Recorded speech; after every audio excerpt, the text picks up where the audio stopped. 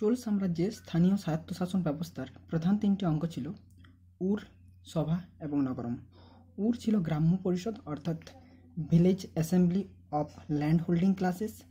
সভা ছিল ব্রাহ্মণদের পরিষদ অর্থাৎ অ্যাসেম্বলি অফ ব্রাহ্মিন্স। নগরম ছিল বণিকদের পরিষদ অর্থাৎ অ্যাসেম্বলি অফ মার্চেন্টস। চোল সাম্রাজ্যের গুরুত্বপূর্ণ দুটি ট্যাক্স ছিল ভেট্টি এবং কদমাই।